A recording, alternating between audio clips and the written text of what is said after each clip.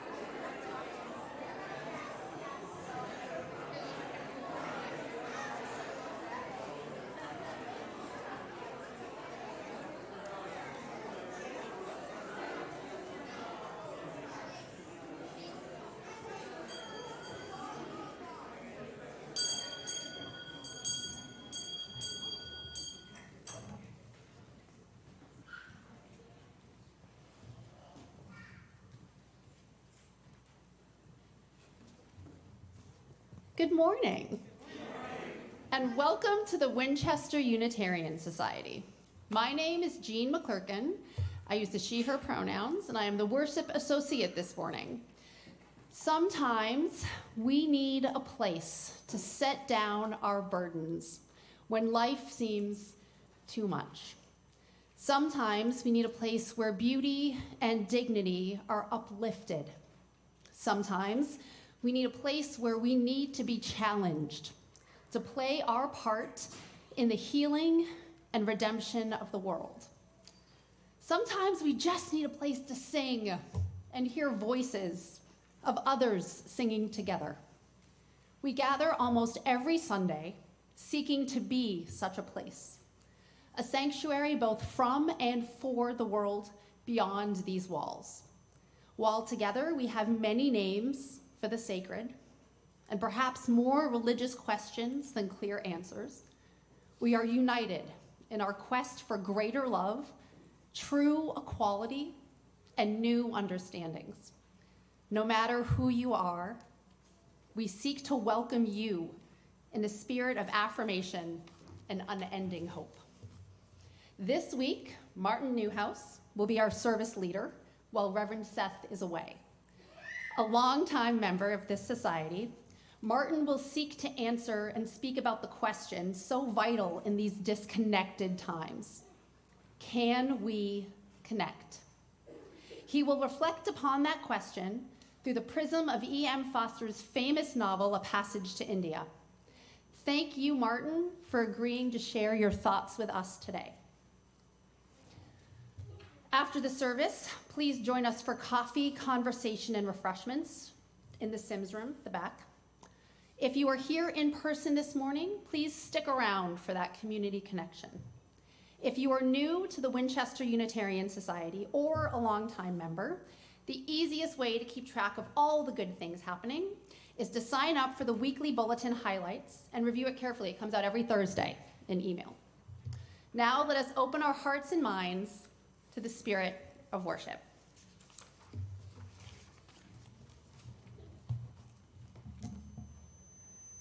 Here we have come into this sacred space, quieter now with our readiness, hushed voices, hoping, trusting for so many things, for connection, for communion, for inspiration, for information, for healing, for wholeness, for words, for music, for celebration and consolation.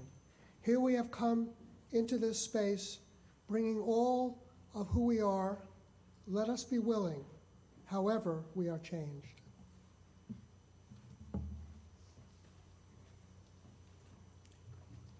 I now invite Ira Spencer to come forward and light the chalice.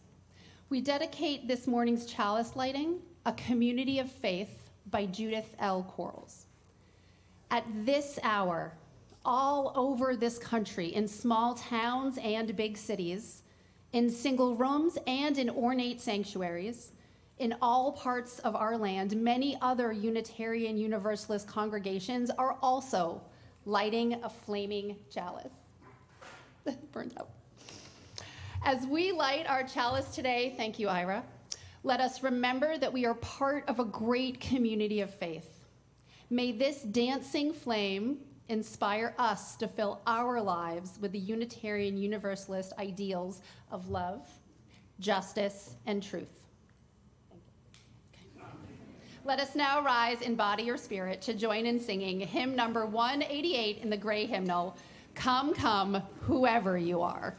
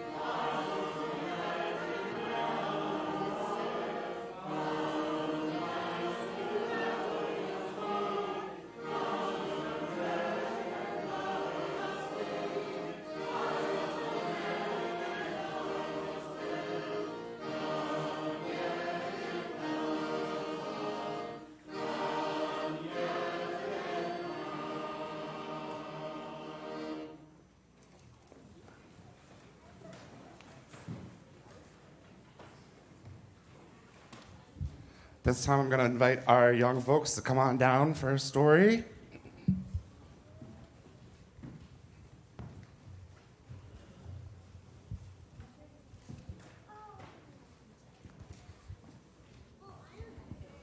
So I'm going to read a story from my phone. The adults can look up on the screen. Kids, you can look up on the screen too, or Diana has the book right here. For those of you with really sharp eyes, you might notice that the words are slightly different than I'm reading. I'm reading the American version, but the original British version is what we have the book for. So hopefully we'll understand what I'm saying a little bit easier. So, and this is a story about a witch, but it also relates to one of our shared values, pluralism. Do you guys remember the hand motion for pluralism? Yeah, do you remember it?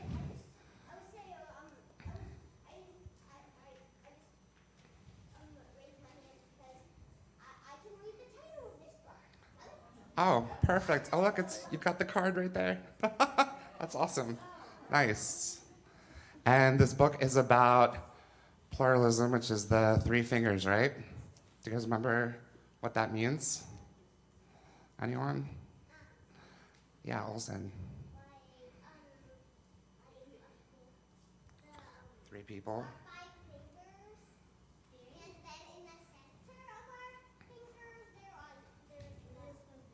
Yep, and the center is love. Love is the shared value that centers everything that we do, right? Mm-hmm. Yeah. Oh, you do? Yeah, this is a popular story, I think. Hopefully, we're going to enjoy it. But one of the things that's neat about this story in pluralism and Unitarian Universalism is that we welcome people who share our values, but who may have different backgrounds or beliefs, right? And so we believe in connecting across these differences. So pay attention to that part during the story, all right? Everyone ready? Let's see. The witch had a cat and a cat.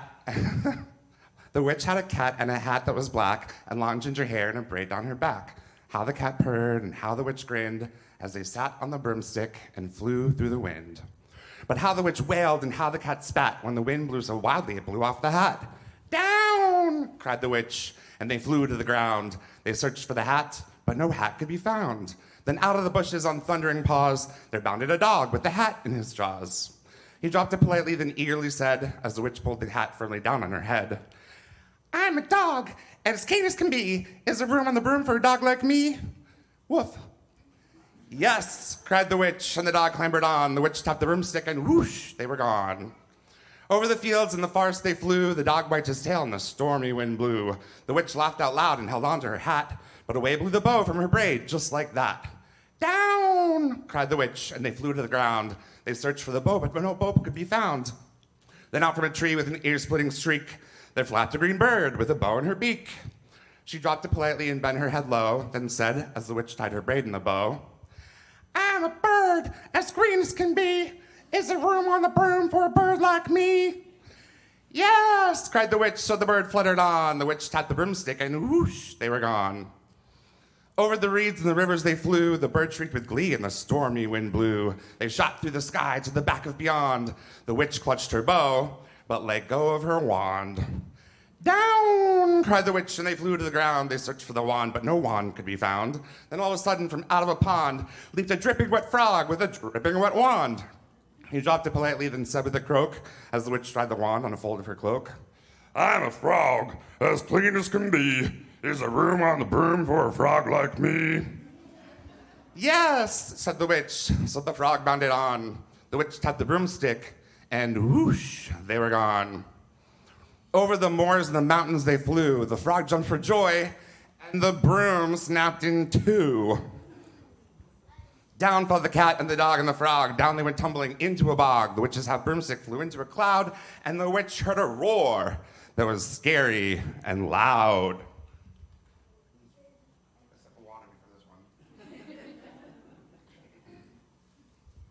I am a dragon, as mean as can be, and witch with French fries tastes delicious to me. No, cried the witch, flying higher and higher. The dragon flew after her, breathing out fire. Help, cried the witch, flying down to the ground. She looked all around, but no help could be found. The dragon drew near with a glint in his eyes and said, just this once, I'll have witch without the prize. But just as he planned to begin on his feast, from out of a ditch rose a horrible beast. It was tall, dark, and sticky, and feathered and furred. It had 4 frightful heads. It had wings like a bird. And its terrible voice, when it started to speak, was a yowl and a growl and a croak and a shriek. It dripped and it squelched as it rode from the ditch, and it said to the dragon, Buzz off, that's my witch. The dragon drew back and he started to shake. I am sorry, he sputtered. I made the mistake. It's nice to have met you, but now I must fly. And he spread out his wings and was off through the sky. Then down flew the bird, and down jumped the frog. Down climbed the cat, and phew, said the dog. And thank you, oh, thank you, the grateful witch cried. Without you, I'd be in that dragon's inside. Then she filled up her cauldron and said with a grin, find something, everyone, throw something in. So the frog found a lily, the cat found a cone, the bird found a twig, and the dog found a bone. They threw them all in, and the witch stirred them well, and while she was stirring, she muttered a spell, iggity, ziggity, zaggity, zoom. Then out rose a truly magnificent broom. With seats for the witch and the cat and the dog, a nest for the bird and a pool for the frog. Yes, cried the witch, and they all clambered on. The witch tapped the broomstick, and whoosh, they were gone.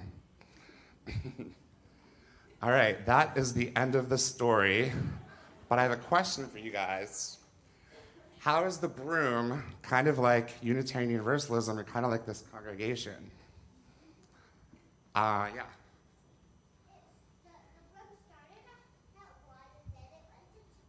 Yep. because we welcome everyone here, right? Yep, people are all invited to come here, even if they're different. Do you want to say something? Yeah. Okay. Anyone else?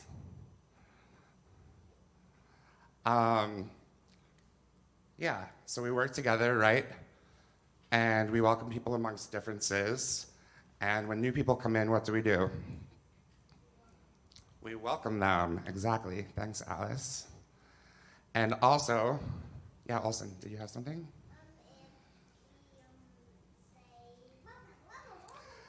Yes, exactly. We say welcome, welcome, welcome, welcome. Exactly. Perfect. And last but not least, I just wanted to share that I know it's a little bit funny to be talking about witches in March, not October, but I do want to take this opportunity to let you all know that we are going to do a haunted house here next year. So if witches and brooms and welcoming people are your thing, find me or Victoria to join the planning team. All right, at this time, the kids are going to go off to RE, and the adults will sing us out with the words printed in your orders of service.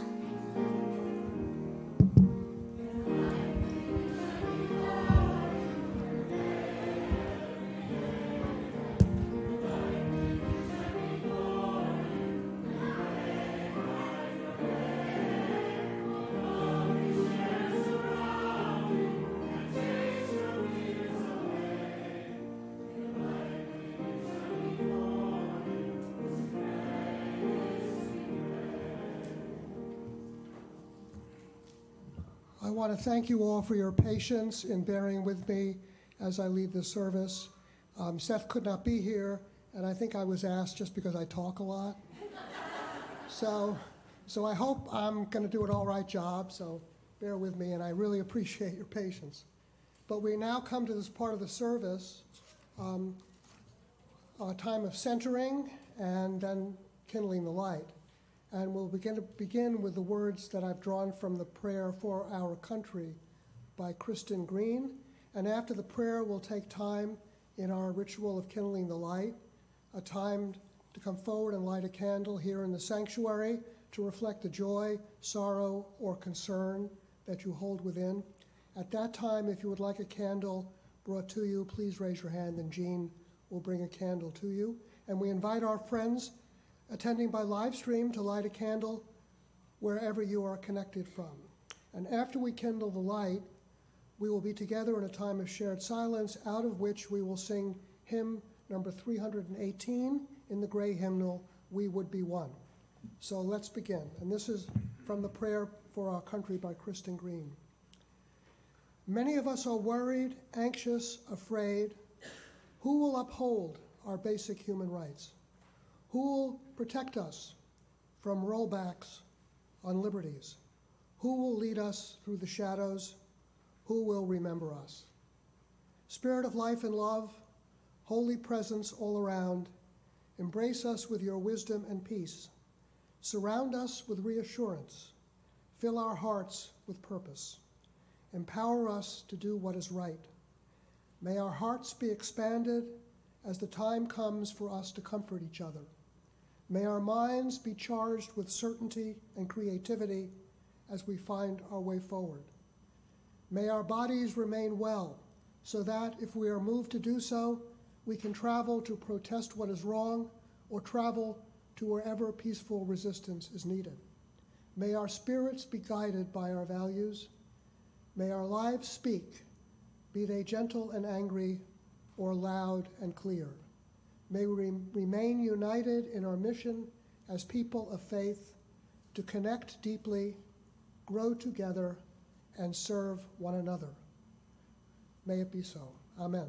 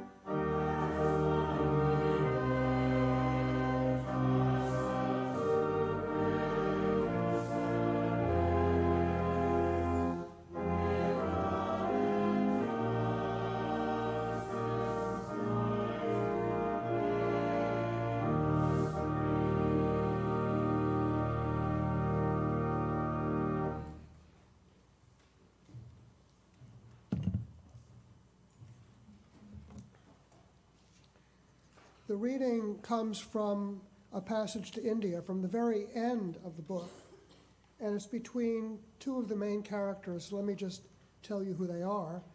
The first one is a character who is identified as Dr. Aziz. Dr. Aziz is the main character of the book, around whom both the plot and the story revolve. There is a difference between those two. He is an intelligent, skilled, and emotional Indian doctor practicing in a subordinate position in the fictional city of Chandrapur. He attempts to make friends with English characters in the book: Adela Quested, Mrs. Moore, and Cyril Fielding. There's a crisis in the book. I'm not going to give away the plot, except to say there is a crisis where Dr. Aziz is accused of attempting to rape Adela Quested. And we'll just leave that where it is. It does change everybody's life. But the other character in the dialogue is Cyril Fielding. So it's Dr. Aziz and Cyril Fielding. He's the principal of a government college near this fictional city. And he's an independent, open-minded, educated, and unlike his fellow Anglo-Indians, and at that time, Anglo-Indian referred to any English who were in India. So the English who were ruling India were called Anglo-Indians. They lived there, and they were Anglo-Indians. He, unlike the rest of most of them, he is very sympathetic to the Indians, the native people of India, and wants to know them and be friends with them. And he becomes a great friend of Dr. Aziz. Then, due to a misunderstanding arising as a result of this rape charge, and by the way, Fielding defends Dr. Aziz, but nonetheless, their friendship breaks up. Then a few years later, Fielding has tracked Aziz down and has come to see him to try to come back together, and their differences are made up, and they are friends again. But nonetheless, here is the dialogue at the very end of the book. So the first person speaking is the Indian doctor, Dr. Aziz. India shall be a nation, no foreigners of any sort. Hindu and Muslim and Sikh and all shall be one. Hurrah, hurrah for India. Hurrah, hurrah. Down with the English anyhow. If it's 50 or 500 years, we shall get rid of you. Yes, we shall drive every blasted Englishman into the sea. And then, you and I shall be friends. And then Fielding says, why can't we be friends now? It's what I want. It's what you want. And the quote goes on. But the horses didn't want it. They swerved apart. The earth didn't want it, sending up rocks through which riders must pass single file. The temples, the tanks, the jail, the palace, the birds, the carrion, the guest house that came into view as they issued from the gap and saw the city beneath, they didn't want it. They said in their 100 voices, no, not yet. And the sky said, no, not there.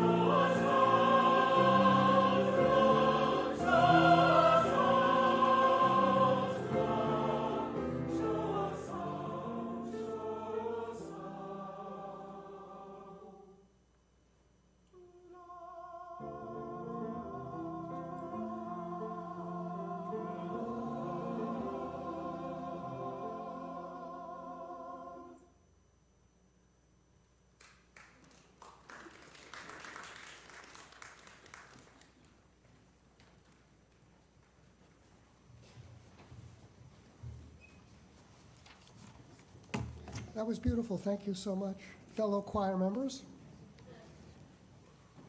So my reflection is entitled, Can We Connect? Some Reflections on E.M. Forster's A Passage to India. I first read A Passage to India in 1970 when I was 21 years old. That's antiquity, right? During the summer after my graduation from college. And the novel had an immediate and powerful impact upon me. Specifically, it led me to an intensive study at the time of Hinduism, Buddhism, including Zen Buddhism. For reasons that I cannot recall and that seem incomprehensible to me now, A Passage to India did not lead me to study Islam. Although when I reread the novel for the first time some 17 years ago, I realized with a shock that the main Indian characters in the novel, Dr. Aziz and most of the other Indian characters, are not Hindu but Muslim. Somehow time had erased this fact from my memory. Perhaps that was because Dr. Aziz and the other Muslim characters were in the book all simply referred to and known as Indians, and therefore over the years became in my memory Hindus. In fact, when Forster published the novel in the 1920s, Dr. Aziz and his Muslim friends would have simply been Indians. The partition between Hindu India and Muslim Pakistan was more than 20 years in the future. E.M. Forster was born in London in 1879 and lived until June 1970, dying coincidentally just at the time when I first read his work. Between 1905 and 1910, he wrote and published 4 novels that assured his place as one of the greatest writers of the 20th century. Where Angels Fear to Tread in 1905, The Longest Journey in 1907, A Room with a View in 1908, and Howard's End in 1910. And a few of those have been turned into marvelous movies. 14 years, a world war, and 2 periods when Forster spent time in India intervened between the last of these, Howard's End, and A Passage to India, which was published to general acclaim in 1924. And since then, A Passage to India has become, at least in America, Forster's best-known and probably most widely read work. One reason for the popularity of this work is, I think, that it has India as its canvas, and more particularly, it takes place at the high point before the First World War of the lordship of the English over the subject peoples they ruled on the subcontinent. Thus, unlike Forster's other books, A Passage to India ultimately addresses more momentous questions. Also, unlike his other works, it deals with the exotic and mysterious Orient, as the East was called then. And its descriptions of Muslims and Hindus, whether completely accurate or not, are in fact fascinating. They certainly were to me all those years ago when I first encountered the work. Although its backdrop certainly is different, if we look at the book in the context of Forster's other works, A Passage to India is in fact concerned in a very profound sense with the same basic questions underlying those other novels, namely that of the relationship between and among and within people, and more particularly, our seeming inability to overcome that which separates us in order to bring about the flowering of that which unites us. Only connect the prose and passion. That's a quote. It's the kind of the quote and the motto from his previous book, Howard's End. And it's writ very large in his story of the subcontinent. Thus, A Passage to India amplifies to an even greater extent the great divisions that afflict the human race, played out in one of the oldest multiracial, multicultural countries on earth, and points out that these divisions are not easily healed, not because of some malevolent or evil force, but because of, in some sense, the sincerity and well-meaning efforts of the people themselves. A great distinction of Forster's work, and one which makes his novels great to read, is that he doesn't take the protagonist's struggle in a very heavy or somber way. His novels are light sometimes, often gently humorous, and full of irony. What is irony? In my own experience, that is a concept we all think we know, yet are usually hard to define. Well, I found a dictionary definition that worked for me that defined irony as meaning incongruity between what might be expected and what actually occurs. In particular, Foster confronts us with the incongruity between our automatic assumptions, our prejudices, and what is really happening. A good example of this is the conversation between Mrs. Moore and her son Ronnie. Mrs. Moore is another major character in the novel. She's probably the most sympathetic character in the book. She has traveled to India from Britain with her son's fiancée, Miss Adela Quested. Her son, Ronnie, is an English magistrate in the fictional city of Chandrapur. The plot of the novel is driven at first by Mrs. Quested's and Mrs. Moore's desire to see the real India, a desire that leads to tragic yet illuminating consequences. The other Anglo-Indians don't want to see the real India. In fact, as far as they're concerned, as depicted in the book, so I don't know that that's 100% true in reality, but as depicted in the book, they would much prefer not to see India. But anyway, the conversation that I want to quote from is between Mrs. Moore and her son, which occurs after a disastrous party at which the English and the Indians were brought together in an attempt to bridge the two cultures. This attempt was a failure. Neither group actually mixed with the other. Anyway, the basic idea here in the conversation starts with Ronnie asking Mrs. Moore essentially how Miss Quested, his fiancée, is doing, and Mrs. Moore tells him, well, she's very upset with the way you treat the Indians. And here's his response. There is no point in all this. Here we are, and we're going to stop, and the country's got to put up with us, gods or no gods. Oh, look here. What do you and Adela want me to do? Go against my class? Against all the people I respect and admire out here? Lose such power as I have for doing good? And in this country because my behavior isn't pleasant? You neither of you understand what work is, or you'd never talk such eyewash. I hate talking like this, but one must occasionally. I noticed you both at the club today. After Burra Sahib had been all that trouble to amuse you, I'm here to work, to hold this wretched country by force. I'm not a missionary or a labor minister or a vague, sentimental, sympathetic literary man. I'm just in service of the government. It's the profession you wanted me to choose myself, and that's that. We're not pleasant in India. We don't intend to be pleasant. We've something more important to do. Thus, Foster, in my opinion, presents us with the irony of the situation of the English rulers in India. They are the rulers, enjoying immense privileges, with power over millions. Yet from this they derive no joy, consumed as they are by the high seriousness or self-perceived high seriousness of their task. And there's another level of irony here too, that of the Indians themselves, who, as Aziz said in that quote, wishes the English to be gone, but at least as depicted in the novel, might not be able to solve their own quarrels, might not be able to keep the peace without outside help. As one reads this passage and others, one become aware of the central problem that's being identified. And that's the one he named in Howard's End. In Howard's End, the heroine tries to get her husband to connect the prose and the passion, i.e. the intellect and the heart, to connect, to overcome his obtuseness. As Foster explained simply, he simply did not notice things and there was no more to be said. Obtuseness abounds in A Passage to India, whether it be the obliviousness of the English with regard to the Indians, or the Indians with regard to the English, or Muslims with regard to Hindus and vice versa, and the blindness of people to their own selves. Miss Quested's accusation against Aziz is actually generated from within.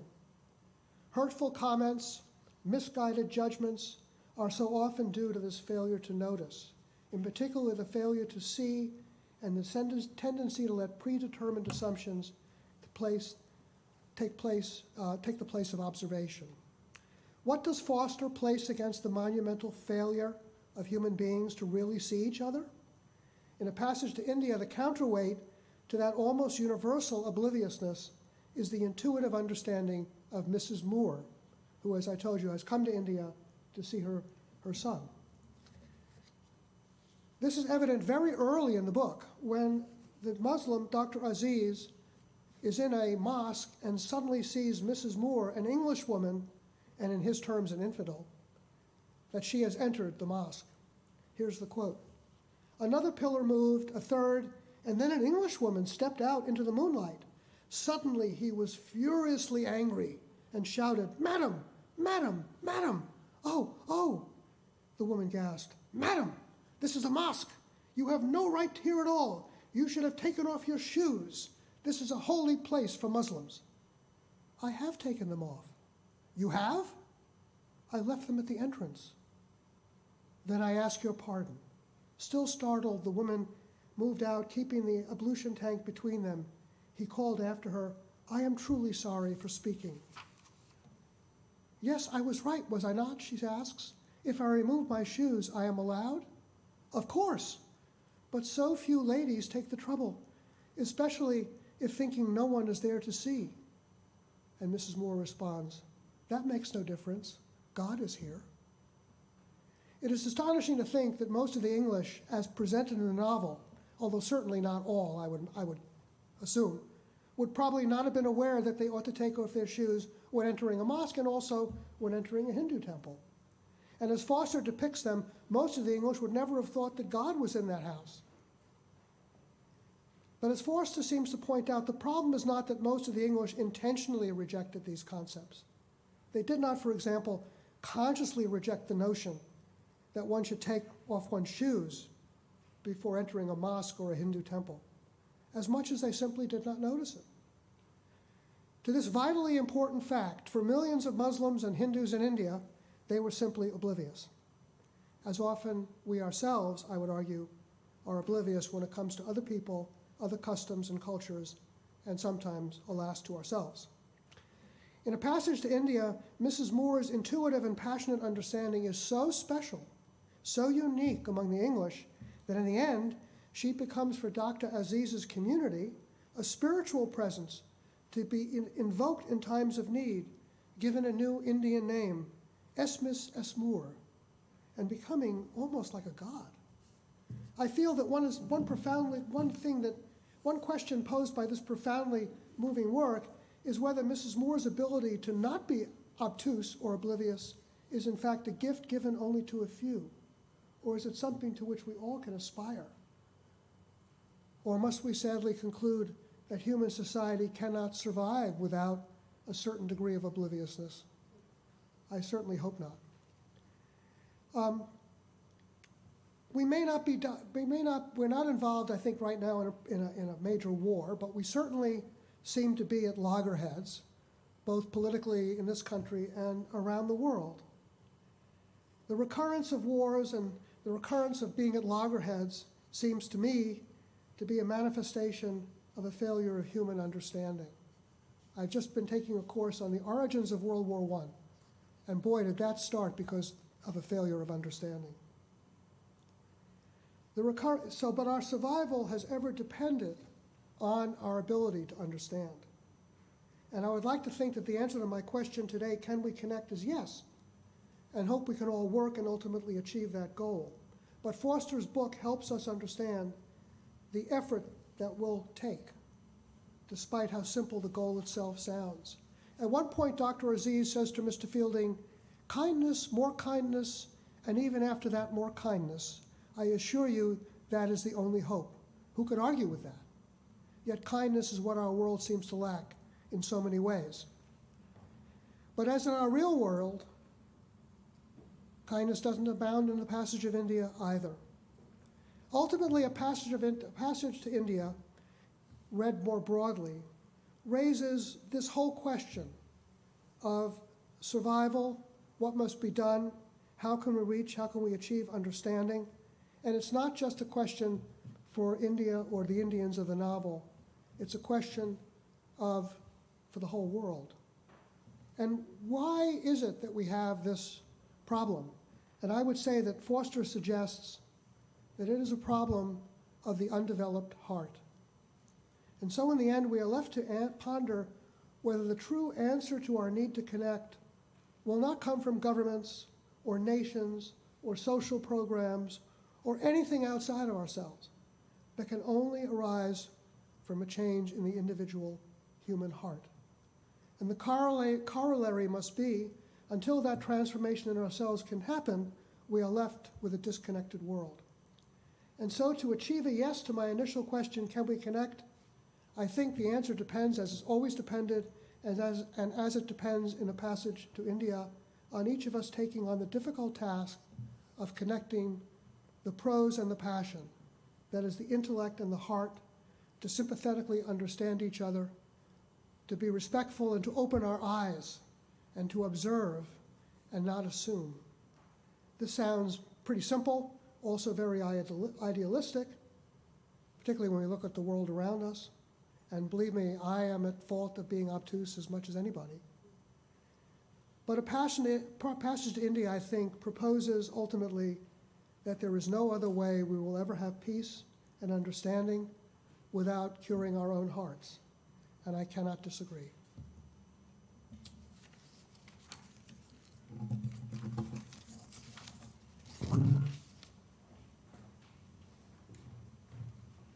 Well, that was perfect, because now I'm going to offer you an opportunity to connect. Thank you, Martin. So whatever your divisions that you're facing, whatever you're seeing, our weekly offering is our chance to connect. So I offer you, come, whoever you are, let's make more room on the broom. Because when we contribute to the offering, we make a practical investment in the ongoing, thriving faith community.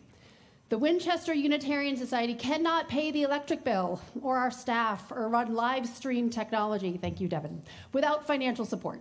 Yet, when we give to the Winchester Unitarian Society, we are also making a public affirmation of our shared values. In the language of community organizing, our money, whether it's everyday cash or a check or electronic little transfers of beeps and boops from bank accounts to WUS, is a commitment to this congregation, to who we are, and to what we are ever seeking to become. Speaking of commitment, we have a long-standing practice of committing 1/2 of our Sunday collection to organizations living out the Unitarian Universalist values in the wider world. This morning, we are sharing our plate with Mission of Deeds, a volunteer-supported nonprofit organization that gives new beds and gently used donated furniture, kitchen items, and basic household goods free of charge to people leaving homelessness and others in great need. Please see your order of service for the different ways you can donate to the Winchester Unitarian Society to live out your values and to choose to connect. Those attending by live stream will soon see the information about how to give. If you are visiting for the first time, either in person or online, you are our guest. The most valuable thing you can offer at this moment is your contact information, so we can stay connected beyond this Sunday. Live stream attendees will see the information about how to complete a virtual visitor card, and in-person attendees, you can find them in your pews. Please complete it and put it in the collection plate. Then now the offering will be generously given and gratefully received. Thanks.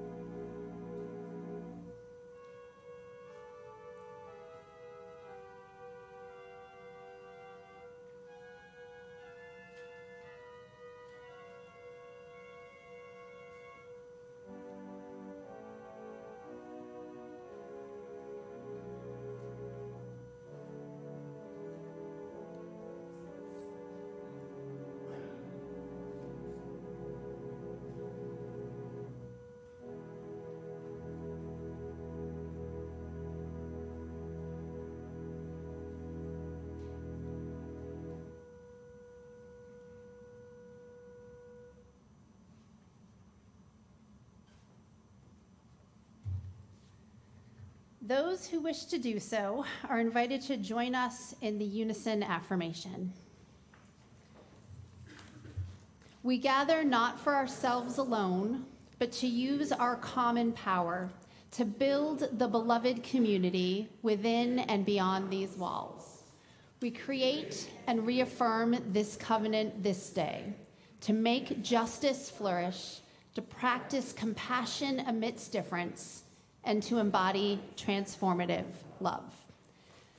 And now I have a choice. I'm not sure if we are doing every woman in the world or Earth was given as a garden. Earth was given as a garden. Perfect, thank you. So if you will all rise and body your spirit for our next hymn, number 207, Earth was given as a garden. It's in your gray hymnal. Thank you.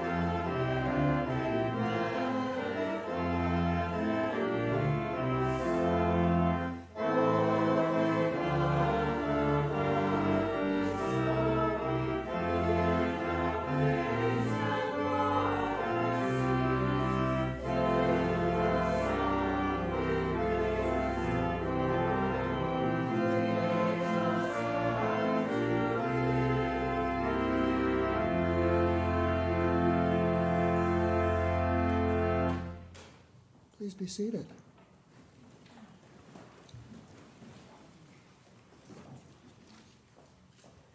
The benediction this morning is from Be True, Be Well, Be Living by Cynthia Landrum. We leave this gathered community, but we don't leave our connection. Our concerns, our care for each other, our service to each other, to the world, and to our faith continues. Until we are together again, friends, be strong, be well, be true, be loving.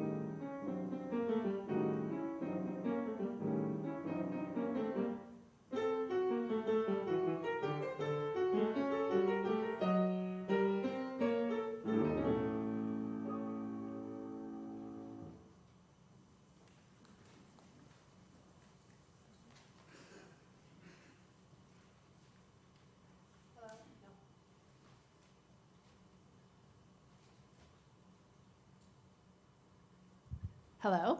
Yes, good. Please join me in reciting the words printed in your order of service for extinguishing the chalice. We extinguish this flame, but not the light of truth, the warmth of community, or the fire of commitment. These we carry in our hearts until we are together again. Thank you.